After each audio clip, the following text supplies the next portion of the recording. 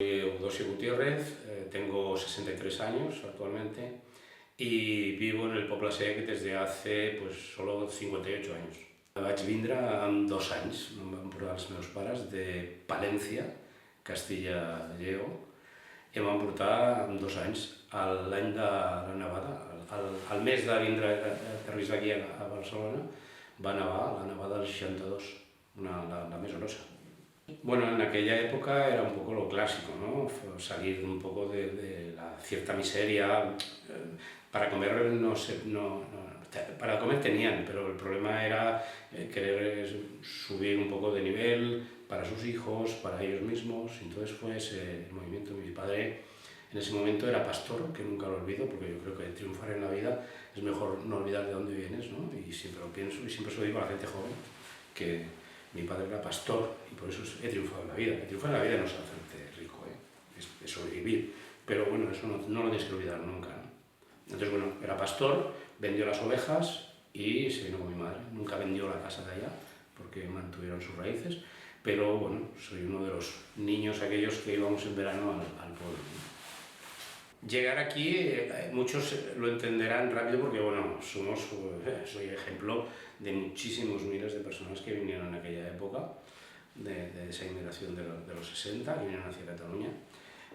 La llegada fue, bueno, en el tren de asientos de madera, el clásico, y llegar a una torre, aunque pueda parecer mentira, en aquella época en el Paseo Maragall habían torres, era el extra radio de Barcelona, las afueras, eran torres con jardines y tal, y a mí me llevaron, bueno, mi padre tenía alquilada una habitación a una señora que le llamaban en aquella época la patrona, ¿no?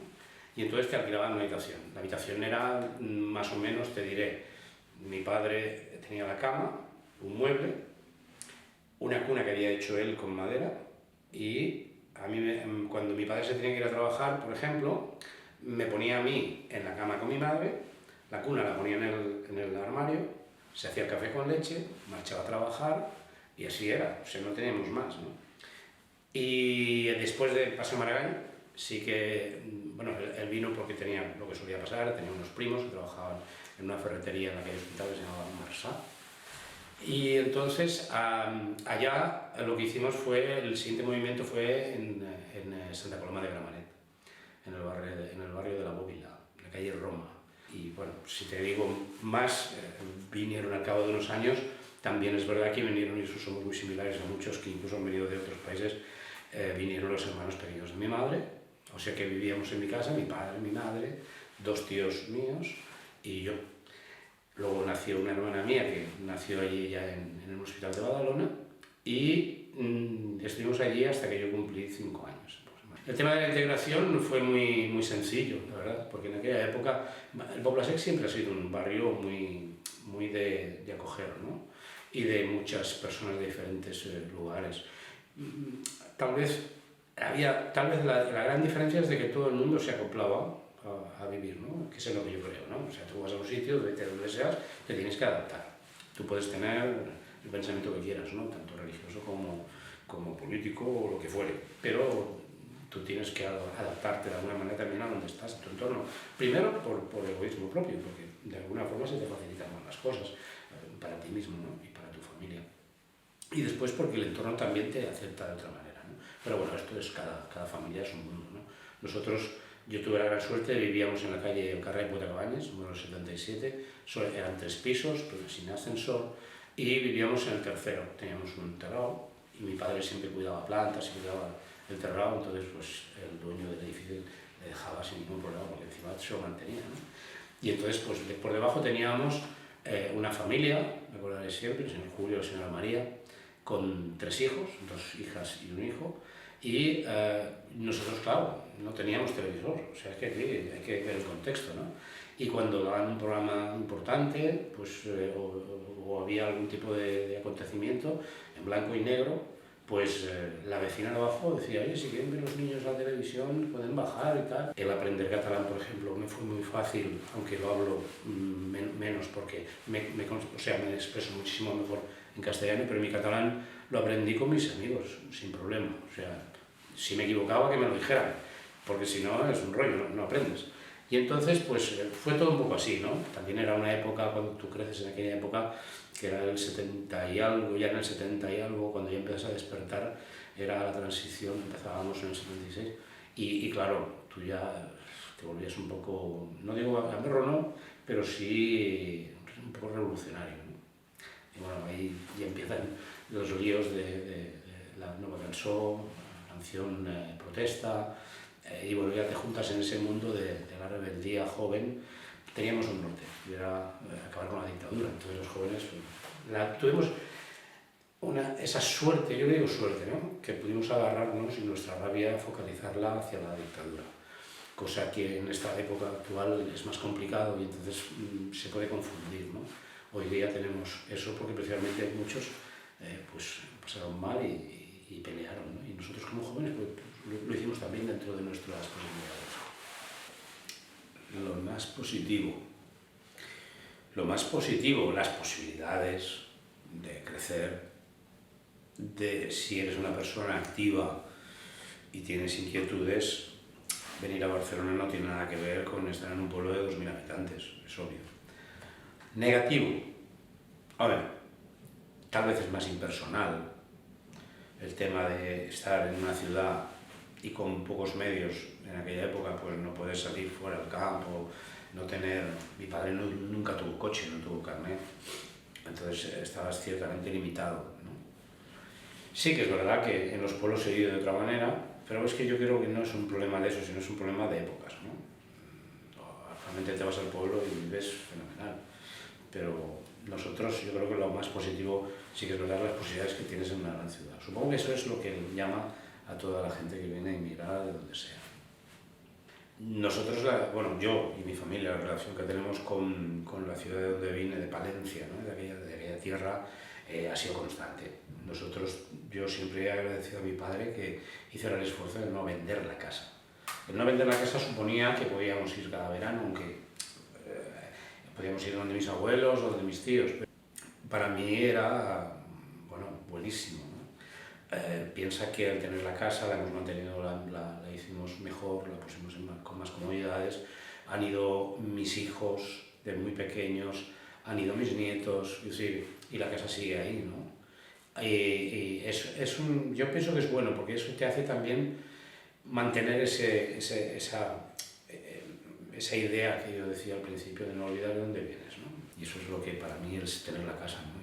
Y yo siempre dije a mis hermanos, yo soy el mayor, no venderemos la casa mientras, aunque sea un sobrino mío, vaya un día al año, ¿no? Yo creo que por un poco respeto a mis padres y un poco a nuestra familia, ¿no? Hubo una época que mis padres sí iban a hacer el volver, posiblemente ellos estaban en la escuela industrial todavía, yo creo que tendría 17 años, y era complicado, aunque yo ya estaba mentalizado, que mi familia se iba a mover para allá. Por las circunstancias laborales de mi padre no se pudo hacer, pero no teníamos una razón clara, más que nada es porque a mis padres siempre les ha tirado mucho su tierra, y eso siempre lo he respetado, ¿no? Yo el irme, no se me ha planteado nunca, es la verdad. Pero también te diré, yo soy una persona que no tengo, ¿cómo te lo diría? No he hecho súper raíces. Yo soy de donde paso, ¿no? Como decían han dicho, ¿no? Donde como, y me adapto. Soy una persona que me adapto muy fácilmente. Me gusta también la aventura de, bueno, voy a una zona, voy a ver qué pasa, ¿no? Seguramente, mira, dentro de unos años, cuando yo me jubile, pues seguramente me moveré y seguramente me iré porque mi hija marchó de Barcelona, pero bueno, por circunstancias de ella. Y a lo mejor voy a otra zona, y eso a mí me motiva con una cierta edad, es decir, otra gente, otros vecinos, crear otra vez, ¿no? Yo soy muy de crear, es decir, y también crear es tu entorno, ¿no? Y comprometerte con tu entorno también, que seguro que lo haré. Entonces, yo soy muy de moverse, ¿no? Y no me importa. Si estás en una época, en un sitio, pues si te puedes mover, tienes esa facilidad o esas posibilidades, yo creo que es bueno hacerlo. No tengo unas raíces extremadamente profundas, me adapto a las circunstancias. Pobla Seca es el mejor barrio del mundo. Y mucha gente, yo he vivido muchas épocas de Pobla Seca, como te he dicho, llevo tantos años. Hay gente que dice, uy, qué mal el Pobla Seca, otros dicen que bien. Depende con quién hablas, ¿no? Depende del cristal con que se mira. Hemos tenido épocas que nunca han sido pegables. no quiero comparar, siempre hemos tenido pues a unas ciertas problemáticas, épocas que no, épocas que sí, aquí ha habido de todo, porque ha sido un barrio muy vivo, ¿no? Yo creo que es un barrio que se ha ido adaptando también a las circunstancias, ¿no? No puedes parar, yo creo que las críticas que se tienen del Poble-sec, la gente es que se mueve muy poco, porque en todas las ciudades grandes hay este tipo de problemática.